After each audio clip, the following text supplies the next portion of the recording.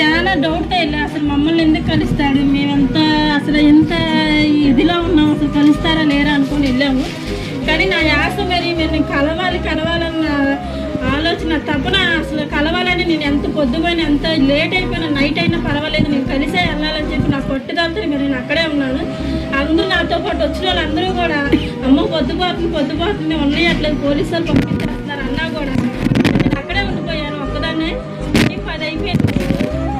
లోపల నుంచి నన్ను వీడియోలో చూసాను కెమెరాలో అక్కడ పంపించాను అంటే మీరు సార్ లోపలికి తీసుకొని వెళ్ళారు. పిఏ గారు వచ్చి లోపలికి వెళ్ళగానే ఏంటమ్మా నీ ప్రాబ్లం ఏంటి, సమస్య ఏంటమ్మా అంటే నాకైతే హెల్త్ కండిషన్ నాకేం బాగోట్లేదు సార్, నేను ఏ పనికి వెళ్ళి నేను చేసుకునే పొజిషన్ నాకు లేదు, నాకనేది ఏదైనా షాప్ అన్నా నాకు ఏదైనా సరే నాకు నా జీవనాధారం నేను ఇంట్లో చేసుకునేలాగా నాకు ఏదో ఒకటి నాకు సహాయం కావాలి సార్ మీ ద్వారాగా.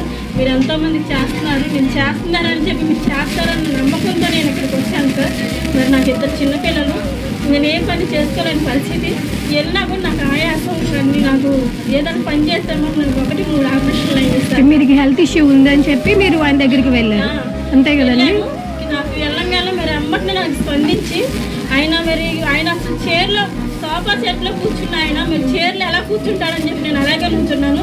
నా చెయ్యి ఎలా పట్టుకొని నువ్వు కూర్చో అని చెప్పేసి నన్ను కూర్చోబెట్టి ఆయన నుంచో నీ ప్రాబ్లం చెప్పమ్మని చెప్పి నన్ను కూడా చైర్ తెప్పించి కూర్చోబెట్టి, మామూలు చైర్ అండి, ఒక సోఫా చెట్టు కాదు అసలు ఏమీ కాదు, అక్కడ ఒక చైర్లో కూర్చోబెట్టి ఏంటమ్మా నీ ప్రాబ్లం చెప్పు నేను తీరుస్తా, నీకు ఒక అన్నయ్యతో మాట్లాడుకుంటున్నా నీ సమస్య చెప్పుకుంటున్నా అన్నట్టు నాకు చెప్పమ్మా అన్నప్పుడు నేను ఆయన నా బాధ అంతా నేను వెళ్ళిపోసాను.